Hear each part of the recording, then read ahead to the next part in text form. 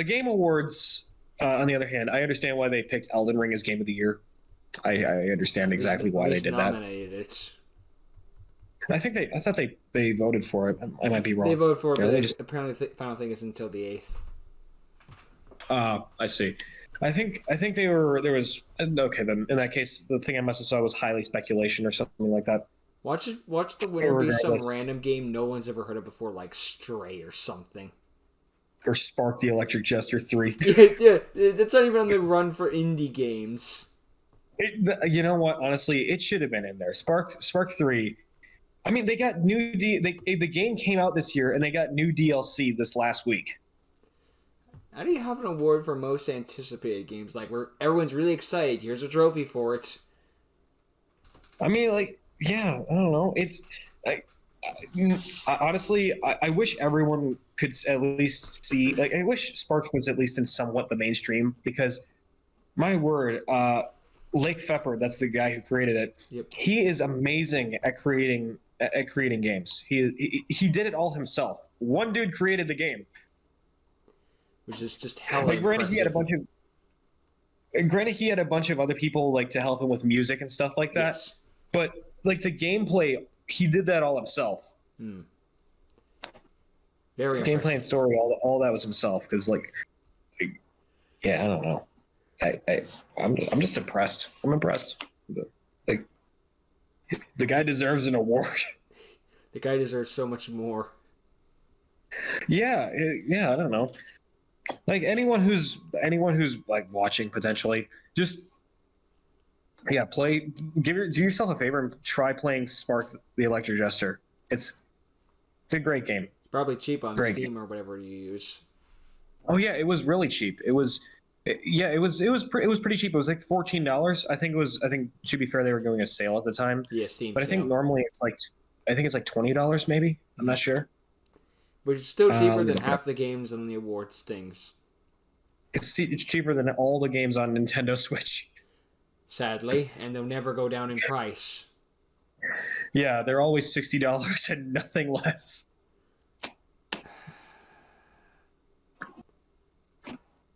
Even if Nintendo doesn't own them. Just think for $60 you could buy one cruddy FNAF game or a collection of like the other 86 FNAF games for the same Steam. price. Same price on Steam. Same price on Switch, because both way you're paying $60. Yeah, true. Yeah, I don't know. Speaking of horror games, I guess apparently the new Bendy game came out recently. I didn't even know it was in the making. That's how little coverage it got. No one cared to that extent. Well, I mean, we should cover it at least a little bit. It looks like they're going a lot more with the horror element than they are with just like the whole evil Mickey Mouse element. Whenever I heard of Bendy the Ink Machine, I just thought it was like a parody of the old Mickey Mouse element. I wasn't expecting it to go realistic. Yeah. What I think is funny is that I watched a part of it. I watched like 30 minutes of the opening. In the first 30 minutes of the opening, we meet, obviously, this animator. Yes. I can't remember her name, but I think she's a redhead with glasses. Did she develop the game? Probably. We just start by breaking the fourth wall. Yeah. You're going to play a delightful video game that I created for you. Oh, hand crap, this section isn't done yet.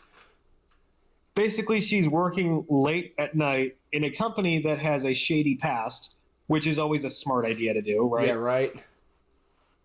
And then, of course, the creepy janitor comes by. As you do. And the two of them get stuck in an elevator together. I didn't know they'd make a game based off of Toei's development company, but here we are. Based on a true story. And I'm just like, okay, lady, how stupid are you at this point? Like what?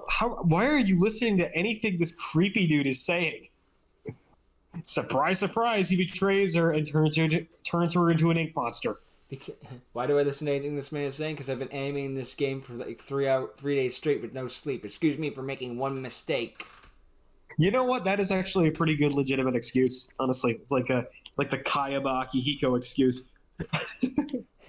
Do you have any idea how long or what it's like being awake for 72 hours of uninterrupted consciousness? I swore towards the end of my suffering, I swore I saw the face of God. Turns out it was just the janitor, but boy did he have a morale boost after that. Oh my gosh. Takahata101. Oh boy. I'm surprised I wasn't able to pull off my Takahata voice, because I generally am usually able to sound like Takahata. Well, you weren't trying. Well, it's been fun, Kirito. But as they say in the vernacular of your people, game over! And he kills him. Dramatic finish. Yep. Yep, the one time that a Takahata101 character kills someone else. Intentionally. Only to immediately be stabbed and cheated. The one time Taka kills someone intentionally. Pretty sure half of the ones by Nappa were by accident. I still love his reason for killing Kirito. You know what? Fine. Stabbing you in the chest sounds fucking therapeutic at this point. That's the entire reason. Therapy. He just hates him that much because Kirito's such an ass. Fair point. Oh my gosh. Oh boy. Yeah. I can't believe we got all the way to SAO abridged from that one little tiny conversation. Well, now we're in... Benny we didn't have much to say about Bendy and the Ink Machine.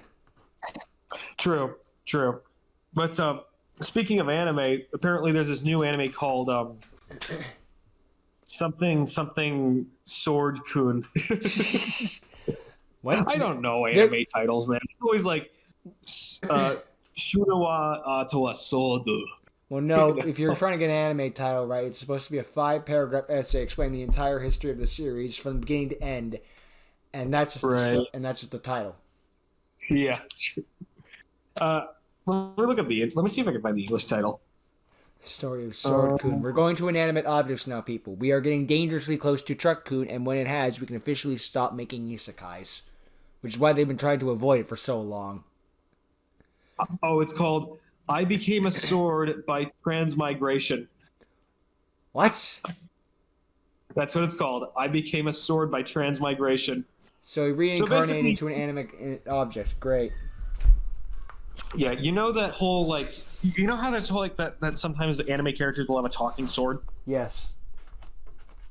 This anime puts the protagonist in the position of being said talking sword. Well, that's one that hasn't been done yet, I don't think. Unless you count, I don't know, Soul Eater. Yeah, I don't think Soul Eater counts because that guy can switch back and forth between his weapon form. Fair enough.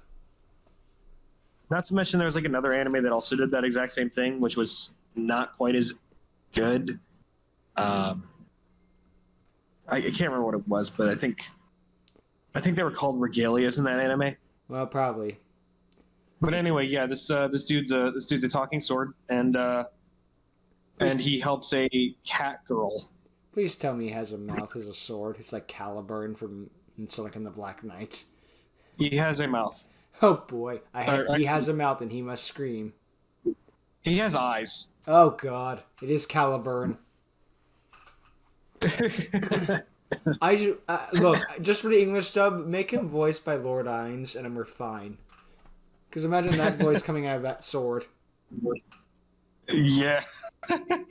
You know, I think I can't remember what his name is though, but the guy who voiced Einzelgon, or I guess as we all like to know him, Cooler from DBZA Abridged. Yes. Wait, I said that wrong. It would be like DBZA Abridged with the DBZ Dragon Ball Z Abridged. ATM machine.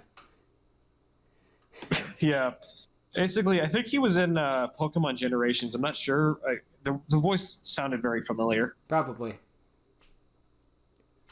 Which was 6 years ago. Oh god.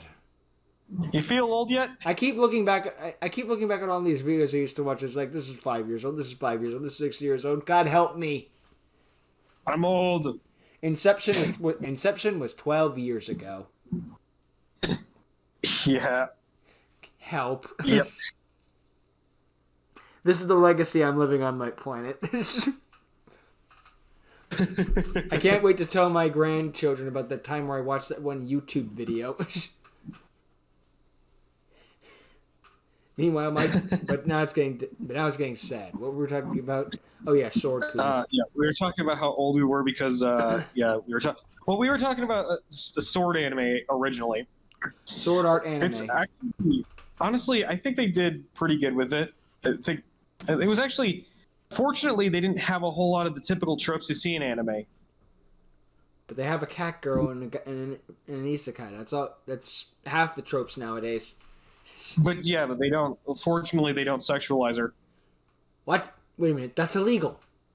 I demand my 86 panty shots that make me feel uncomfortable. It's technically required by law because she's also a child. Where's my 86 panty shots that make me feel very uncomfortable? Yeah, where is that? I mean, the closest they got to it is a MILF character who's they have a MILF character who is heavily very handsome. Let's just say she's got some very strong motherly instincts towards this child. Yeah, I forgot the quote. Yeah, there's like an entire mini arc going on in that where she is determined to have this child call her mom. Oh my. Yeah. I don't exactly understand what her reasoning is. Like, it's kind of uncomfortable. Comic relief. Look, it was that or we have the B plot from Spider-Chan. We'll take what we can get.